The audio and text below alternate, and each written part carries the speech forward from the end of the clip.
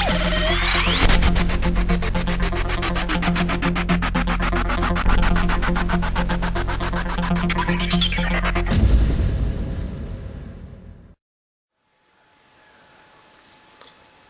everyone, it is Sky from MECHAVERSE, and today it's gonna be quite a special review because as you see I'm gonna review two figures at the same time, and that's gonna be the DAMASHI GM Sniper 2 standard version and the DAMASHI GM Sniper 2 limited edition white Dingo version. So yeah, stay tuned for that. Let's start looking around the box of the standard version. Now let's say that the standard version, I got it a long time ago and I already opened it, but this one is still untouched since I bought it. I just opened it up once just to check it was inside, but other than that it's always been in there, so it's gonna be an on-camera unbox for the first time. And yeah, let's get started. Now, standard looking box for DAMASHI, and there you can see the name. They show you it's from Gundam 0080 and it's number 75 in the DAMASHI line. Here is the DAMASHI logo. On the side we get to see a shot of the GM Sniper. On the back of the box there are some action poses that show the incredible articulation of this figure.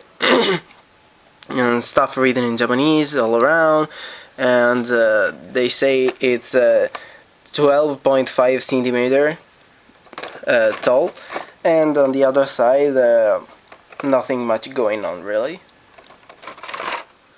And when you open it up, well, I think there was a plastic sheet to cover the GM Sniper, but I couldn't find it anymore, so yeah, that's all that I have. And yeah, so once you open it up, you get to see the figure, of course, really nice looking GM, and come on, the connector for the shield, and the shield itself. Then two beam sabers, well, two clear pink beams and two beam saber handles, but unfortunately I can't find one, so I'm left with one. Enough for a GM. I didn't want him to dual wield anyway. Then there is come on, yeah, and I believe it's an action-based connector, never really used it. And then a lot of manipulator hands. We have two closed fists that are on the GM, two holding hands, two trigger finger hands, and two open dynamic hand. And now let's go with the limited edition. Now this is the trademark box for DAMASHI limited editions. You can see there is the name DAMASHI GM Sniper 2 White Dingo version, and nothing much really going on the sides, and neither on the back. So let's go straight to the unbox. On the inside there is the normal DAMASHI box. Get out.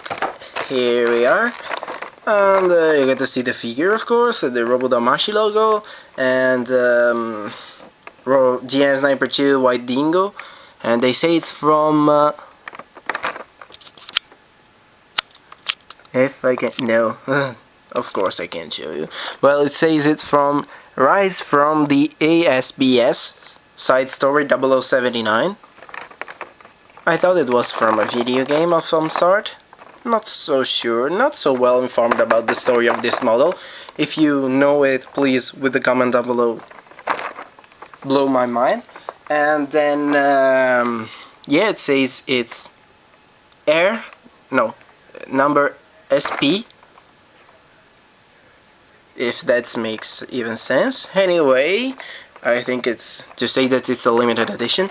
On the side there is the same cool looking image of the action figure, and on the back there are some action poses, cool looking action poses, and a show of all the accessories stuff and written in Japanese.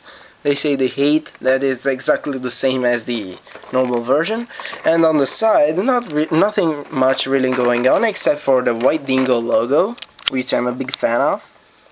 And once you crack it open, yeah, there is the plastic sheet covering it. Yeah, and then you get the figure itself, of course, and the long rifle, I believe it's called long rifle, and then the shield, really weird looking shield, never really seen some. Oh, that's actually a ground type shield, maybe. Oh yeah, there is actually some detail molded underneath. It's the ground type model shield.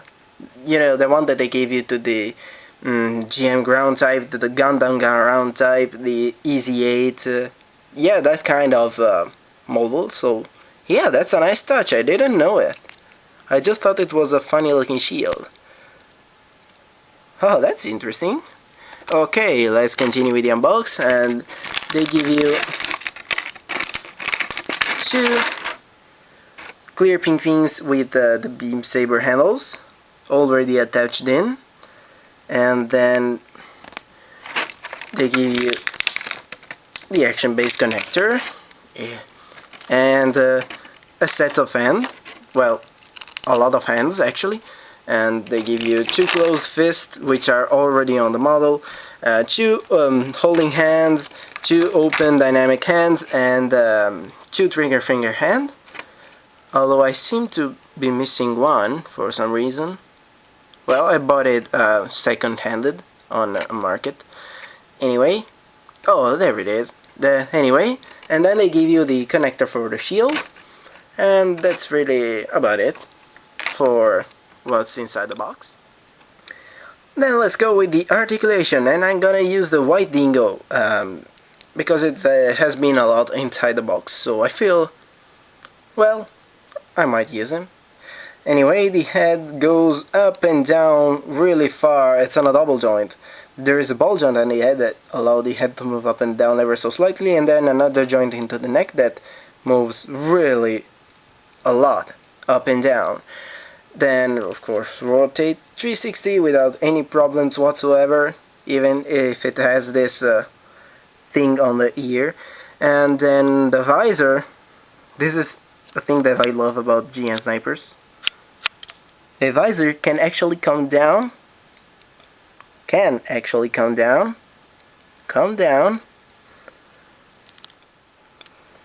I seem not to be able to do that on the white Dingo version. I'll fix that up, or I'll try to figure out what's wrong once the review is over, but for now, well, it should go up and down, even if the white Dingo, like that. And how cool is that? I really love that, like in sniper mode. I really am a big fan of this. Anyway, let's go with the shoulder. The shoulder can move forward and backward fairly well, and up and down as well. And the arms can move out about this far, so altogether this high up. Rotate below the shoulder. It's really stiff on the white Dingo. Listen to the sound. I'm almost afraid to break it. And anyway, they can bend at the elbow at two joints. Really good. The hands can rotate and wiggle around. They're on a ball joint. Oh, I never really understood this. Well, I'm used to model kits, so it's a bit weird to me. But there is the ball joint on the arm and then a hole in the end. I don't know. Maybe that works better for Robo DAMASHI and figures. Anyway, the chest moves side to side really well. It's on two joints inside there, and then forward and backward as well. It's a bit limited as you see, but if you move the cockpit out of the way like this, it can move up and down. It will look a little bit weird, but it gives a lot more of articulation, like that. And to the back is pretty much the same. And then you can rotate 360, no problem whatsoever there. Front skirts move independently, side skirt do move, and back skirt don't move. Legs move forward thus far, backward not really, out about this far. Rotate at the hip a little bit, and knees are double jointed, and yeah, you see the knee armor separation. The knee armor is on a hinge, so it moves up and down for whatever reason. And there is the foot armor that moves up and down, and it's on a joint up there and another down there, so it moves up and down there and up and down more at the actual foot. So altogether it's a pretty wide range of movement. Side to side, rotate about this far, because there are some pistons, actually working pistons inside, that hinders the feet to rotate further. And yeah, there is also a bending point at the feet, and it bends really far. It looks a bit awkward, but it surely helps the kit to get some crazy action poses, and you won't even notice that if it's on the right angle. To arm these two really beautiful figures up, I'm gonna go with the standard first this time. All you have to do is take the shield connector and plug it on either arm, left or right, doesn't really make a difference, I prefer having it on the left. And then take the shield and choose one of the three holes to plug it in, and it will stay, if I can get it. Yeah, I got it, and it will stay really secure, it's not going anywhere. And it can rotate and wiggle. It's on a ball joint, so it's a pretty wide range of motion. I like having it upside down like that. Then you have to take the two beam saber handles you will get, well in my case just one, and plug it on his back skirt, like that. There you go. Oh, come on. I said there you go, so you should be there.